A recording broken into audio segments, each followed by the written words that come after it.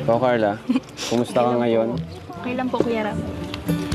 Ano po, masaya kasi nagkasama-sama po kami ngayon ulit. Tsaka sana po mag-enjoy kami ngayon mamaya. Yun lang po. Ano yung sasabihin?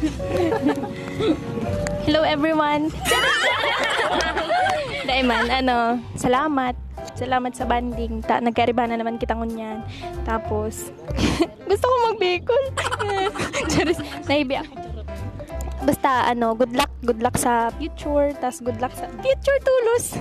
Good luck sa, ganyan, baga ma-eskwela na kita. Good luck sa tuyang kabus. Tapos, pirmi lang kitang, daw may mga kanya-kanya kitang pagsubok na pinag-aagihan. Laban lang. Padayon lang. Yan. Tsaka, yaon man sila, Kuya Rab, dahil man kita pababayaan. Tsaka, sorry sa aday nakakaintindi na yung bacon. Dahil, basta ito lang. Salamat. Ingat. So kung tatanungin ka, ano yung pwede mong isang bagay na ipagpasalamat sa Diyos recently lang na nangyari sa life mo? Kung pwede isa o dalawa, ano yan? Ang isang bagay na pwede mo ipagpasalamat kay Lord, kung may pwede kang ipagpasalamat, ano yung isa? Yung napabahayan na kami ng kalingap, nila Kuya Rab. Yun po. Tsaka, yung walang nagkasakit sa pamilya ko ngayong taon. Kasi dati po is halos buwan-buwan, parati na lang po may sakit yung mga kapatid ko. Yun po yung gustong-gusto ko talagang ipasalamat kay Lord. Parati. Yun po. Thank you. Man, scared, bored, grateful. 9 ko na muna po yung scared. Natatakot po ako na baka po mahulog ako sa iya dyan. Joke lang po. Scared. Natatakot po ako na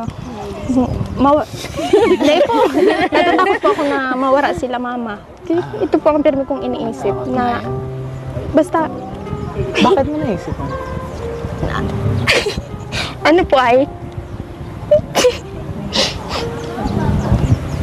Tamad po ako na. Dahil po. Bakit sila mawawala kung tamad ka? Dahil po, sila mama po ang buhay ko. Parang ano po kayo to. Sweet. Basta, permi po, ito ang kinatatakot ko na iniisip ko na pagmayo na sila mama, kapag wala na sila mama. Parang, yung mga pangarap ko is, yung mga pangarap ko na gusto kong maabot sa kanila is para po talaga sa kanila. Galing. Yun po yung kinatatakot ko talaga na kapag nawala sila, paano ko pa po ipapatuloy yung pangarap Pangarap para sa kanila. kung wala na po yung mga magulang. Yun po yung kinatatakot ko talaga Bilis-bilis sa lahat. mo na. Sunod po is, bored. Yun po is, Bored. pirmi lang po akong nakakurong sa kwarto, tapos may po akong mapagsabihan ng problema, tsaka si Ate Rose po is pirmi man busy, may po akong mapasyahan ng problema.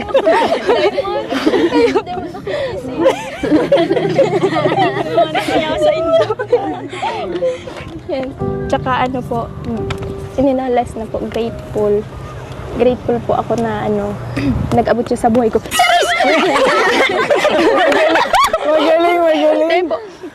Grateful po ako na Half-ment ata yan grateful po ako kasi kila Kuya Rab sa mga taong nag-abot ko niyan sa buhay ni, sa mga blessings po na natatanggap ko niyan. Tapos, yun po, sa buong Team Kalinga po talaga. Ito lang po. Parang ako po. Yeah. Kasi dati po is, sobra po baga akong mahiyain. Tapos, parati lang po akong parang feeling ko gusto ko lang parating magtago. Tapos ngayon po parang naharap ko na talaga na parang gusto ko na po parating yung paulit-ulit na ginagawa. Halimbawa po yung sa pagsasalita, po, mas parang i-improve ko pa. Yes. Yun po yung na-discover ko sa sarili ko na. The way to overcome fear, walang ibang paraan kundi to face the fear. And then yung small wins. Yung nahihiya ako, hindi ako pakinggan ng tao, tapos nagsalita ka, pinapakinggan ka naman ng tao. So nagbabago yung belief and yung kumpiyansa sa sarili. Marami pa kayo madidiscover Parang nasa age kayo ngayon na magugulat ka. So Diyos Ama, nasa amin po ay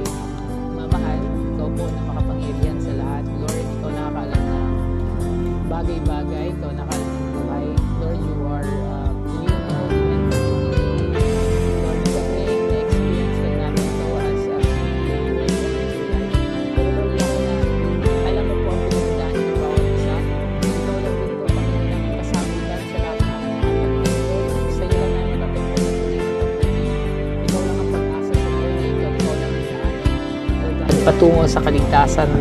Lord, nihiling ko sa buhay ng bawat isa na sila, Lord, ay palakasin mo spiritual, emotional, Panginoon. At Lord, may apply namin yung nais mo na tinanggap namin. Mahalin ka namin ng buong puso, mahalin namin ang bawat isa, at mahalin din namin ang iba. Sa buhay ng bawat Kalingap angels, Lord, I pray na mas makikilala ka pa nila sa buhay na ito. Ikaw magiging pag-asa, ikaw, Lord, ang magiging pundasyon ng buhay nila. At kahit ano pa ang mangyari, Panginoon, sila, Lord, ay magpapatuloy, susuko sa buhay, at sila, Panginoon, ay magiging ilaw din at pag-asa para sa iba. Lord, salamat sa ginagawa niyo sa life nila. And Lord, salamat din sa Team Kalingap, sa pangunan ni Kuya Val at ni Kalingap Rab, at sa lahat po ng part ng team na ito. Sa iyo lang ang papuri at pasasalamat. This we all ask and pray. In Jesus' name, Amen.